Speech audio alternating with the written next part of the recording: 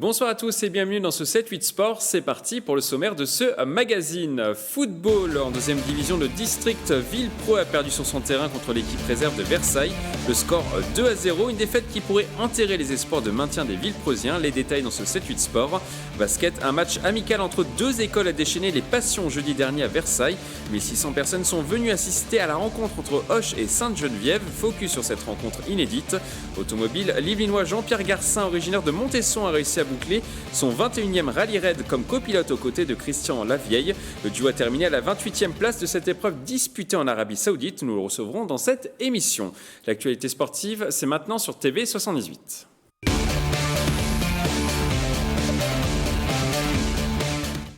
Mais avant de développer ces titres, focus sur la Coupe des Yvelines de football. 2 matchs n'ont pas eu lieu ce week-end. Montigny-le-Bretonneux-Maurepas et Coignères-Vélizy ont été déplacés. Dans les autres rencontres, Bailly-Noisy a battu Maison-Lafitte sur le score de 7-0. Erdrécourt s'est qualifié au tir au but contre Elancourt.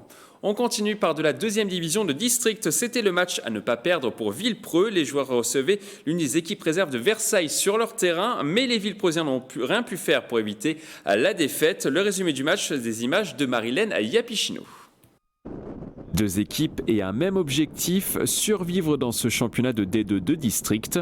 Villepreux recevait la réserve de Versailles ce dimanche 9 février. Après une première période équilibrée, ce sont finalement les Versaillais qui arrivent à faire la différence 1-0. Ce sera le score à la pause, un résultat sévère selon les Villepreusiens. La première, on a notre but refusé, injustement, qui nous aurait permis au moins de garder la distance. But refusé, l'équipe est sortie du match. Mais après voilà, on n'a pas manqué, on a manqué d'occasion, on a manqué de volonté. Et le vent qui nous a beaucoup gêné, qui a gêné les 2 équipes. Au retour des vestiaires, sous une pluie battante et le vent, les 2 équipes ont du mal à produire leur meilleure partition. Versailles réalisera tout de même le break, score final à 2-0. Satisfaction des 3 points. Après, le travail sur le terrain était compliqué avec les conditions météo, un vent pas possible. Maintenant, c'est la satisfaction des 3 points. On est tellement mal placé dans le classement par rapport au projet de chemin qu'on avait prévu que les 3 points, c'est le plus important. Au classement, l'équipe 3 de Versailles est toujours 11e et revient à hauteur des premiers non relégables. De son côté, Villepreux est toujours bon dernier avec une seule victoire depuis le début de la saison.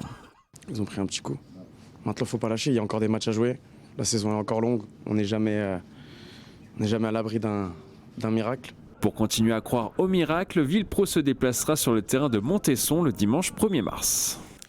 On jouait également à quelques étages plus haut en Régional 3. En match en retard, Trappes n'a pu faire mieux que match nul contre l'équipe réserve de Poissy sur son terrain. Score final 2-2. Au classement, Trappes reste 11e du championnat avec 12 points, mais l'équipe conserve ses chances de maintien en fin de saison. En National 3, Versailles consolide sa place de leader. Les joueurs de la Cité Royale se sont imposés 2-0 à domicile ce samedi contre le club d'Aubervilliers. Victoire qui leur permet d'occuper la première place du classement avec 4 points d'avance sur le second Ivry. Prochain match ce samedi sur le terrain des Mureaux pour un derby. Il y avait également du handball ce week-end. En National 2 féminine, le club de Montigny-le-Bretonneux s'est imposé 28-25 à domicile contre Aulnay. Nina Djericec a une nouvelle fois été énorme avec 9 buts inscrits. Ce résultat propulse les Igny-Montaigne à la 3e place du classement en embuscade à seulement 1 point de la seconde place.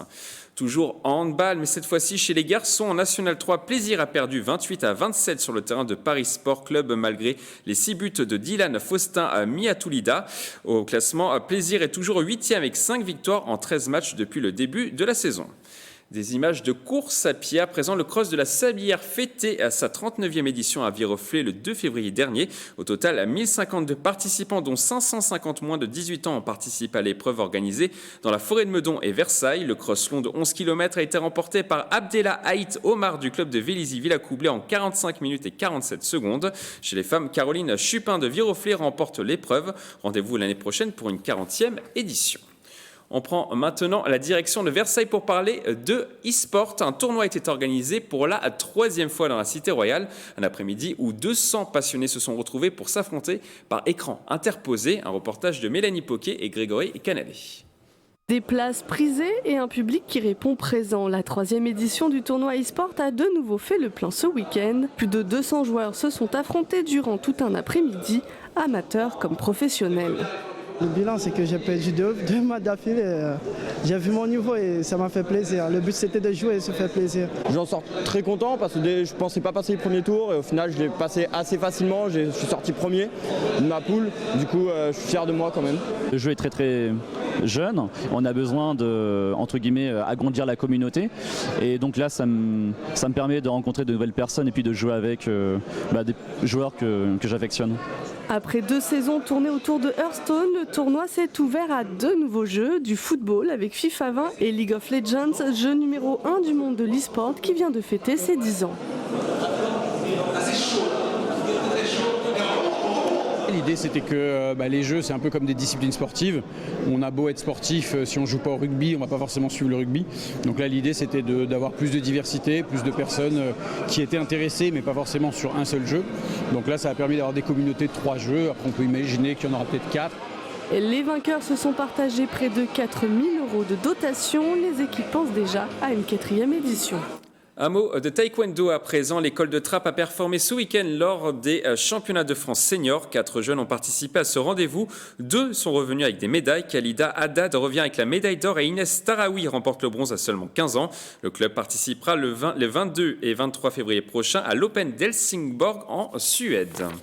On va maintenant ouvrir une page gymnastique. Pour sa première année d'existence, le club baptisé Les Clés GR a remporté 4 médailles, dont une en or aux championnats nationaux individuels UFOLEP qui se sont disputés à Massy en janvier. Pour nous parler de ces très bons résultats, nous recevons la présidente Cécile Hecht ainsi que Gladys Zenokli, une monitrice dans le club, et Dorothée Traoré. Bonsoir. Alors, comment réagissez-vous à ces très bons résultats ? On est très très fiers parce que nos gymnastes, elles ont vraiment performé, elles travaillent beaucoup et le travail paye. Donc vraiment, on est très contente pour elles et on trouve que les monitrices ont fait du très bon travail. Voilà, donc franchement, on est très satisfaits. Est-ce que ces résultats étaient attendus ou pas du tout ? Étaient très souhaités en tout cas. Souhaités. Oui. On n'attendait pas autant. C'est ça, voilà. Pas autant. Pour une première année en plus. On était tout seuls, voilà. C'était très très fiers d'elles en tout cas. Et qu'est-ce qui a fait que ça a fonctionné, justement ? Elles ont réussi leur passage, parce que la GRS, il faut savoir passer, ça se fait en une fois, quoi. On est sur le praticable, il faut que ça passe, le ballon ne s'échappe pas, il ne faut pas perdre le cerceau, il ne faut pas perdre ses moyens. Et donc là, ça a marché. Alors Cécile Hecht, on le disait, le club est tout nouveau. Oui. Pourquoi avoir créé cette structure ? Parce que donc avant, on était avec l'USMC, la structure Union sportive municipale d'Éclès-sur-Bois, et on a souhaité prendre notre indépendance parce qu'on n'arrivait plus à travailler ensemble. Donc on est parti et finalement ça se passe très très bien. Gladys, comment se passent ces cours justement depuis la rentrée ? Moi, très très bien. Déjà dans l'équipe, il y a une très bonne cohésion avec la présidente. Tout le monde est assez proche. On est plus comme une petite famille. Donc tout se déroule pour l'instant au mieux. Dorothée, est-ce que vous sentiez qu'il y avait un besoin aux Clés-sous-Bois par rapport à la gymnastique ? Est-ce qu'il y avait une demande ? Il y a toujours eu une demande en gymnastique rythmique. Maintenant, comme le disait Cécile, il y avait quand même une offre par le biais de l'USMC GRS.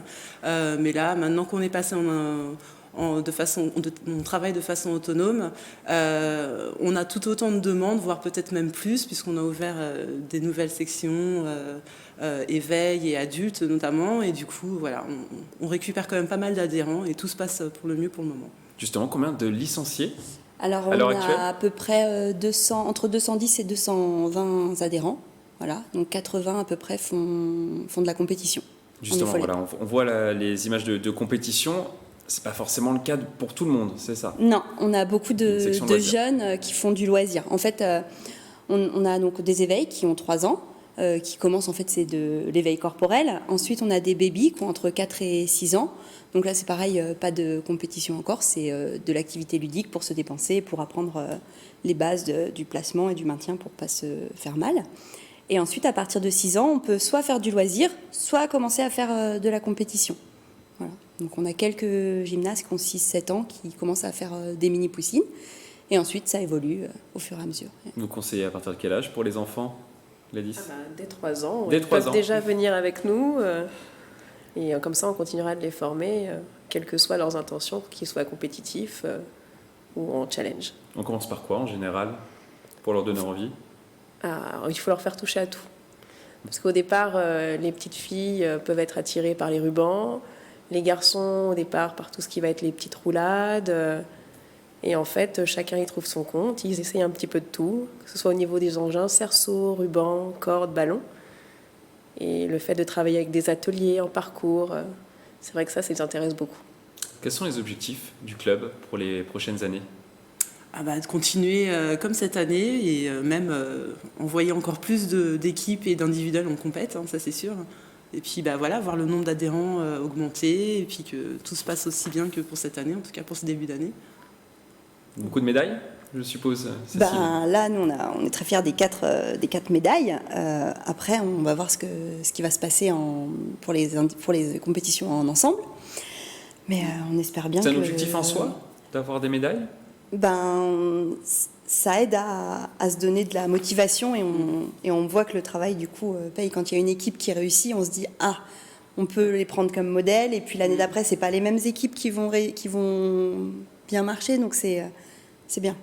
Alors vous allez également organiser une compétition régionale jeunesse le 26 avril prochain. Est-ce que vous pouvez nous en dire un petit peu plus ? Alors c'est une compétition pour les enfants qui ont entre 6 et 11 ans. Le thème, ça sera sous le soleil normalement, donc on va pouvoir décorer la salle. Voilà, l'idée c'est vraiment de faire une rencontre festive et pas une compétition juste pour avoir des premiers, des deuxièmes, des troisièmes. Il y a un classement par groupe d'enfants, c'est-à-dire que les enfants qui ont très bien réussi auront des médailles d'or, ceux un peu moins bien des médailles d'argent, et ainsi de suite. Voilà. Donc l'idée c'est le développement de l'enfant et pas la compétition juste... 400 sportifs, c'est ça, sur la compétition. Oui. Alors vous organisez également des stages aussi pendant les vacances ? Oui, on organise un stage pendant les vacances de Pâques qui est ouverte à tous et à toutes. Voilà, donc qu'on soit adhérent ou pas adhérent, on peut venir s'inscrire et essayer la GRS.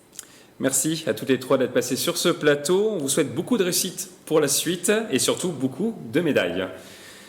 Du football américain à présent, les Templiers d'Élancourt se sont imposés à 28-14 sur le terrain des Dragons de Paris. Cette deuxième victoire de la saison en 3 matchs permet aux Élancourtois d'occuper la première place à égalité avec les Léopards de Rouen et les Dragons de Paris. En basket, en National 2 féminine, l'entente Le Chesnay-Versailles a emporté sa 11e victoire de la saison contre l'équipe de Gaspé-Shame sur le score de 56-50. Une petite victoire, mais une victoire précieuse. Les Yvelinoises sont toujours deuxièmes du classement à 2 points de la première place. On jouait également en National 3 masculine. Le Chesnay-Versailles a marqué 100 points contre Marly-le-Roi avec notamment 47 points de Bamba Sey. Le joueur de 41 ans est l'un des meilleurs scoreurs de la National 3. De son côté, Trappes s'est imposé 85-72 contre le club de Rueil Athletic Club. Au classement, Trappes est toujours 3e et le Chesnay-Versailles 4e. Marly-le-Roi reste bon dernier.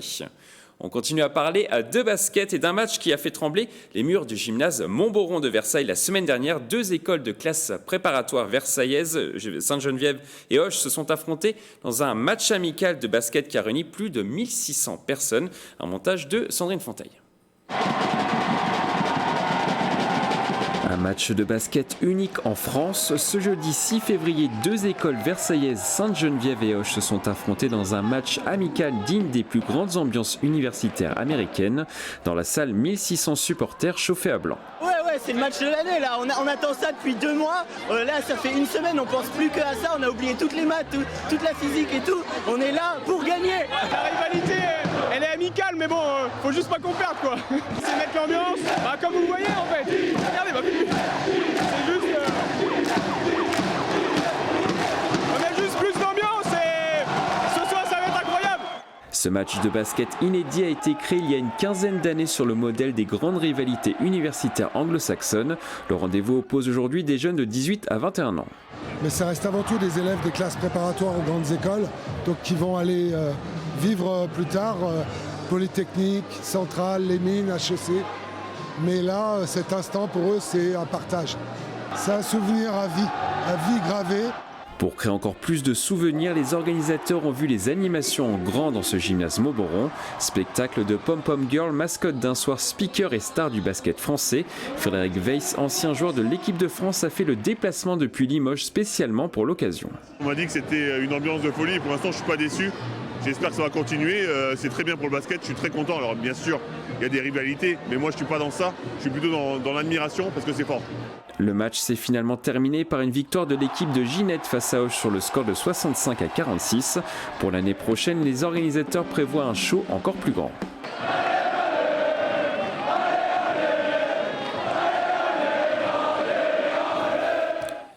On va maintenant parler de sport automobile et plus précisément de Dakar. L'Yvelinois Jean-Pierre Garcin, originaire de Montesson, a réussi à boucler son 21e rallye raid comme copilote aux côtés de Christian Lavieille. Le duo a terminé à la 28e place de cette épreuve disputée en Arabie Saoudite. Nous avons la chance de recevoir l'Yvelinois sur ce plateau. Bonsoir Jean-Pierre Garcin. Bonsoir.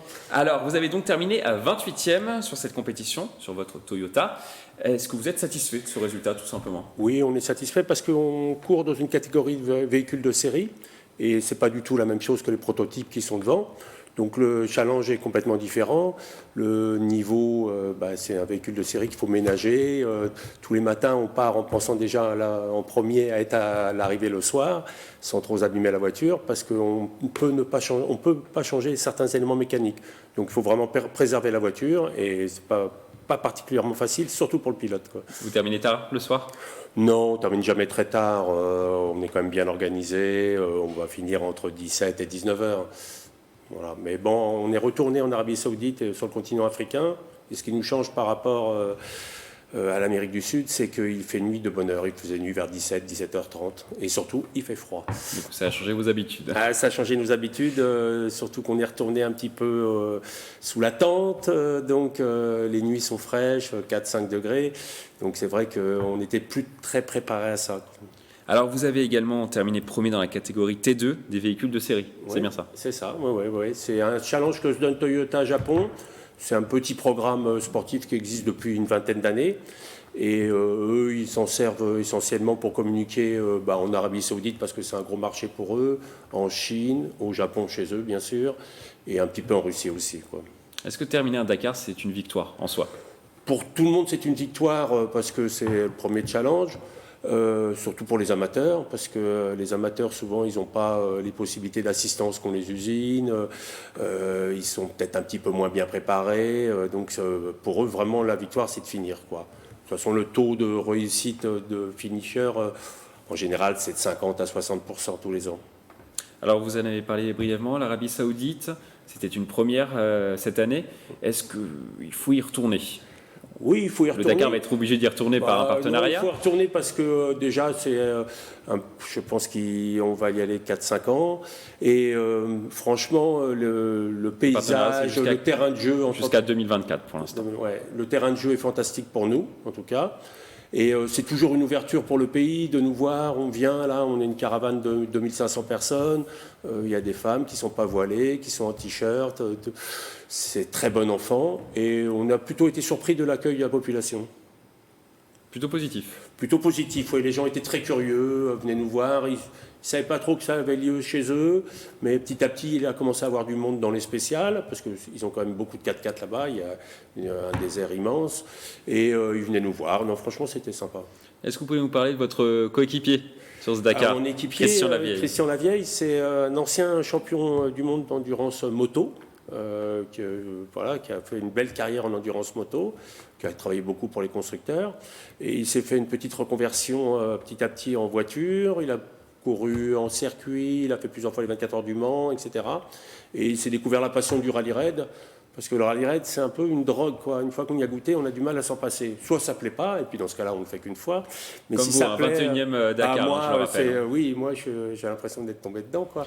Et non, c'est vraiment une passion. Il y a le voyage, il y a la découverte des gens, on rencontre beaucoup de monde. C'est beaucoup un travail d'équipe, parce que nous deux, il y en a un qui conduit, il y en a un qui copilote, mais à côté de ça, il y a des mécaniciens le soir, il y a un manager pour s'occuper de tout ça. Non, ça représente un vrai travail d'équipe. Donc c'est très sympa. Justement, on va voir à l'image votre premier Dakar, c'était en 1997, on va voir l'image, voilà justement. Qu'est-ce que ça vous évoque?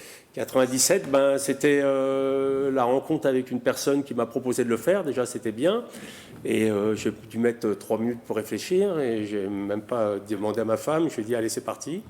Après, c'était des Dakar en amateur à l'époque qui étaient très difficiles, quoi. C'était très long.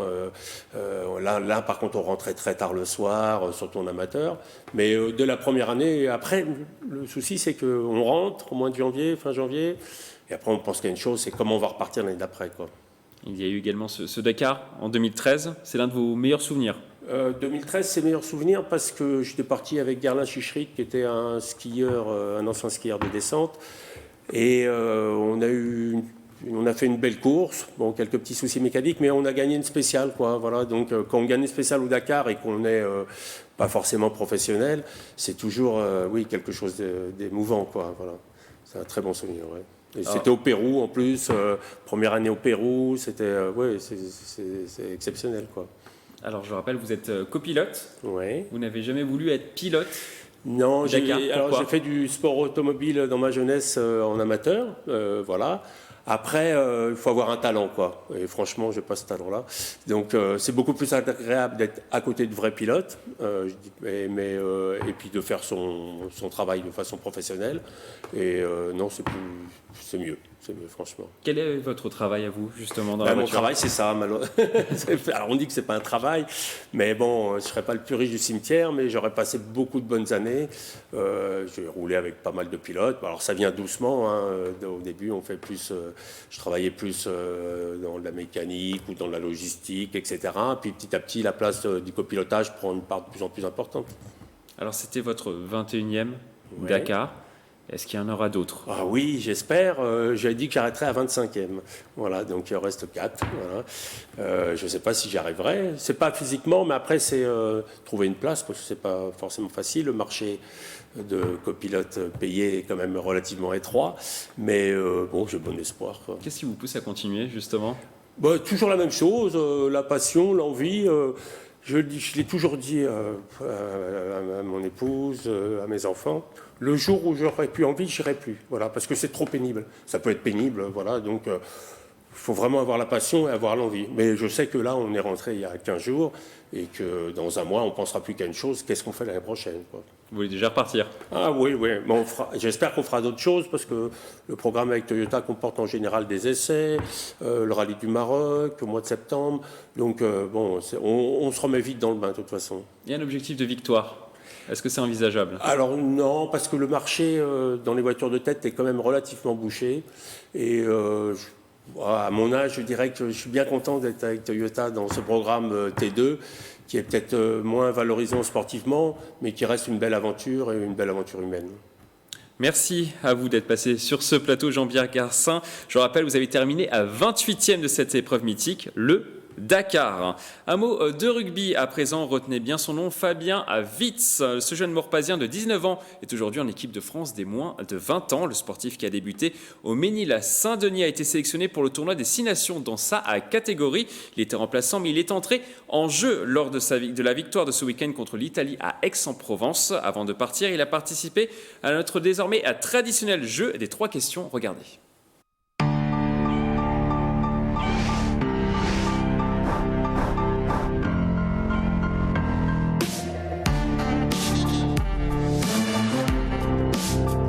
Un entraînement ouvert au public au Mesnil-Saint-Denis. Au départ, c'était mon frère qui était censé s'inscrire et moi j'ai voulu essayer, ça m'a beaucoup plu et j'ai un peu forcé auprès de mes parents pour qu'ils puissent m'inscrire.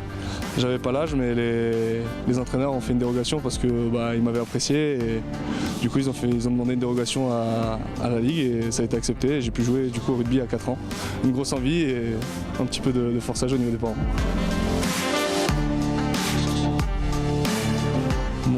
Souvenir, ça doit être le titre de champion de France à 7 avec Massy. En 2016, on avait bien rigolé sur ce tournoi.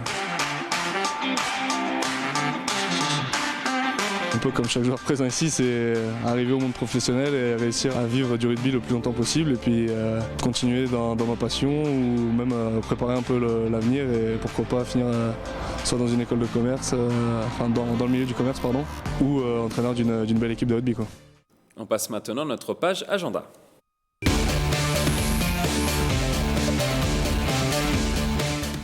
On commence cet agenda par du rugby en Fédéral 2. Plaisir va recevoir au stade Robert Barran le club de Gennevillois ce dimanche à 15h. La rencontre s'annonce électrique. Les deux équipes sont au coude à coude et luttent toutes les deux pour le maintien en Fédéral 2. Un seul petit point les sépare. Plusieurs centaines de supporters sont attendus pour l'événement. On jouera également sur les terrains de Fédéral 3. Versailles se déplacera sur le terrain de Vincennes ce week-end pour le compte de la 15e journée du championnat. Les Versaillais restent sur une excellente dynamique avec 3 victoires sur les 5 derniers matchs.